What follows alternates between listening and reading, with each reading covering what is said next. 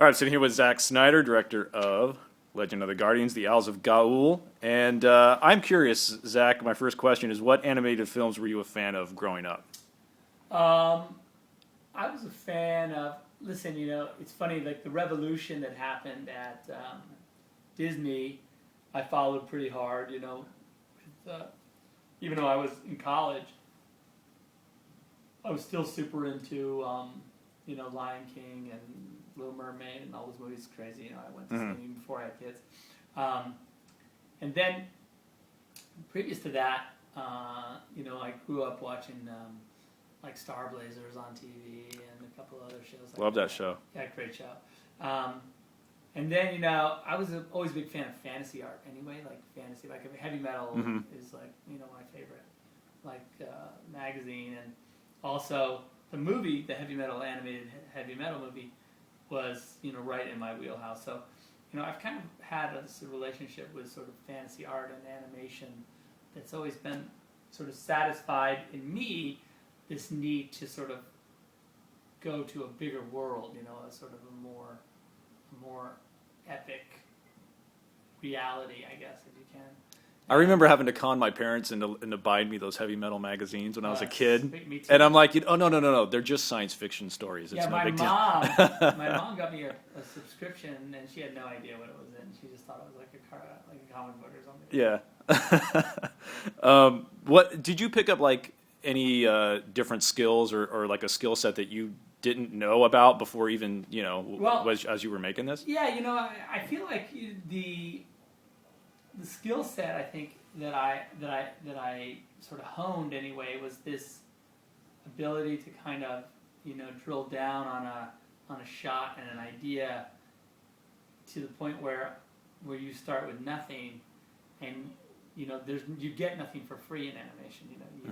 You literally have to work all the elements to get a shot. So the thing that I think the skill set that I got better at in this process was really kind of getting the building and designing of shots to the point where we were really making. I think we made a bunch of beautiful shots in this movie, but they all just came out of some sketches that we had started, and then you end up with this epic. Did you talk to a lot of animation directors? No, you didn't. No, I didn't ask anyone how to do it except for my guys. Yeah. And we kind of did a trade-off where I said, listen, I'm going to tell you how I make a movie, and we're going to try and make this animated movie a lot using the same language that I use when I make a live-action film. And then you guys can help me learn how to make an animated film. That way we can meet in the middle. Otherwise, we're not going to make it. Yeah. That's what makes this actually stand out from other animated movies is the camera work is amazing in this. Just the way the camera moves around, and I don't know if that's because of you have to work around with the 3D or not, but it's fantastic the way actually the movie is the camera placement for a lot of these scenes. The way the cameras were all placed, a lot of the cameras. Well, David placed a lot of the cameras, but most of the cameras I placed just in this. When I make a live action film, I draw all the storyboards myself, right? So that process is pretty natural to the way we do it. So I would draw a drawing, or we'd be working on a shot sequence, and I'd be like, okay, this should start out in we should start out in a 2-shot of the 2 owls, and then we'll just drive around, and then boom, we'll end up in a close-up of Soren, and then that'll start his dialogue, boom, and then we'll switch to an over the shoulder, and we'll be in the close-up of Flood or whatever. So that's the way I would begin the dialogue of how to shoot the shots. Mm-hmm. And then we would just work through that, and then I would get like a rough version of that, like with little CG cameras, like a virtual move, but the characters were just polygons, like super primitive. Right. But then I could say, oh yeah, that's cool, but we should just push a little bit more at the end, and I would draw. I had like a Wacom tablet, and I could just draw right on the quick times, so that they would have a visual record of all my notes, which were written in red, all on top of everything they did, which was really cool because you could really, the next iteration I would see would be like, okay, right, now you guys are seeing, okay, yeah, that's cool. More of a, let's just push a touch more in, and you could really work every shot. And we did every shot in the movie that way, you worked it from like a drawing to like this kind of primitive, just sort of previs version of the shot that let you kind of know where the characters would be, kind of a blocking, and then all the way like now I'm in rough animation and cleanup animation and final, and lighting, and they'd feather, and like that whole every time you'd see the shot, it would just be one step further along. It was like this, and then there was hundreds of those shots happen. Like I would go through 100 shots a day and go like, okay, this needs to move that, change it, more backlight, whatever, and it was kind of fun. It's almost like you're doing so much more volume of detail compared to like a live action film where you're really just kind of working so much with the performance. Mm-hmm. Where in this was such a volume of detail. And when you're showing the scenes to the animators, like when you were doing this 3 years ago, were they saying we don't have that tech yet to be able to do what you wanted to do? No, I knew that they were developing. What they were developing was this feather like inclusion like software. Basically, like if you have CG feathers and they go like this, there's no feathers, so they don't know how to knock against each other. Yeah. So what they do is they had to create this like software that showed the feathers like how they would like not bump into each other, and it's a pretty intense process. And so the amazing thing was like by the time they had finished that, they had like we were just expecting them to create it, so we were deep in it, and they were still trying to get that software to work. Clearly they did, but it's pretty cool. Did you imagine this with 3D in mind from the beginning? Yeah, I mean, we talked about from the very first day, like, we're going to make a 3D movie, blah, blah, blah. It's 3 years ago, so there was no controversy about 3D. And right. We were just like, oh, it'd be cool. Right. Cool 3D. And I think the thing that was awesome about it is that, I think it's, I don't want to say it's the story of the movie, but one of the stories of the movie, as far as, like, whether you should see it or not, is that, we've created a 3D movie that sort of hits the sweet spot of 3D in the sense that it's a perfect storm of 3D in a lot of ways. There's people that are anti-3D, but I think 3D works really well for animated films. Oh, for this, it just pops. I can't imagine it not 3D. It's yeah. Like so, by the way, the movie works awesomely in 2D. Don't get me wrong. It's awesome experience in 2D, but the 3D version is so immersive because I think that it works amazingly for sort of a fantasy world building kind of environment because you really do get to go to another place. Yeah. And the 3D just helps to make that more real. Well, especially the scenes where they're flying, like in the rain, during the storms. Yeah.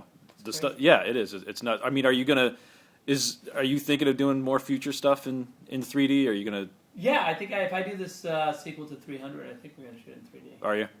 300D. Yeah. How's that coming along? It's going along good. I'm writing right now, so Kurt and I are writing. It's about halfway done. It's the prequel, right? It just leads up to the events, or is it? It takes place on the exact same 3 days as Thermopylae. On the same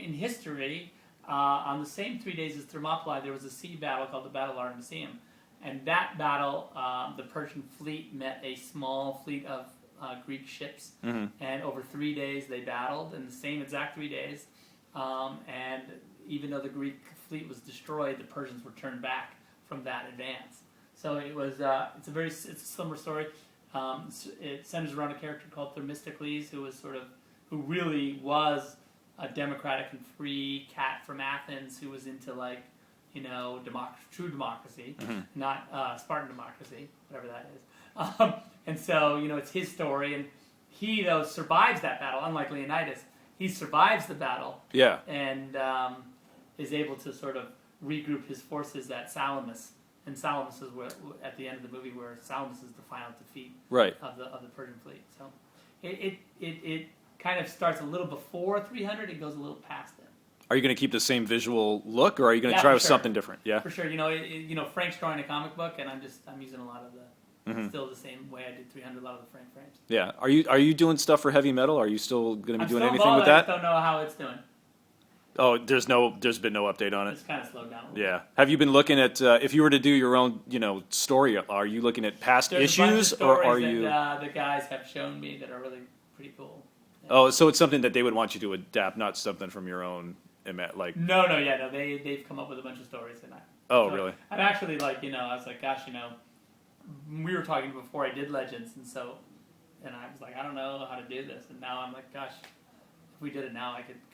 Now people are like, we want you to do this. Oh, no problem. Yeah, that's old hat. Not to be like whatever, but it's 3 years of work. You kind of start to figure it out a little bit. Did you shoot extra stuff for Guardians for the DVD? Are there little shorts or anything? There was we changed the story a little bit. There's in the original story, Clud, it's in the books.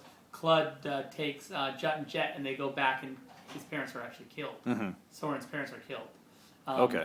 And when basically what happens when Soren and Gylfi and Twilight and Digger leave, when he first meets Twilight and Digger, they don't know the way to the Sea of Hulamir, they know the way to Tyto Forest. So they actually fly back to his hollow, and when they get there, it's all burned out. Oh, okay. Yeah. And that's where they find Mrs. P. A little depressing then, maybe, for the... Yeah, I mean, it's more emotional. Yeah. It's like he cries, and it's super intense, and he's like, my father would have wanted me to find the Guardians. It's more... Yeah. Yeah, we thought it was too much. There But was it's on the DVD, so you'll see it. I was wondering, with your relationship with Warner Brothers, I've asked you this before. Did they ever approach you at one time for Superman or any of these? I mean...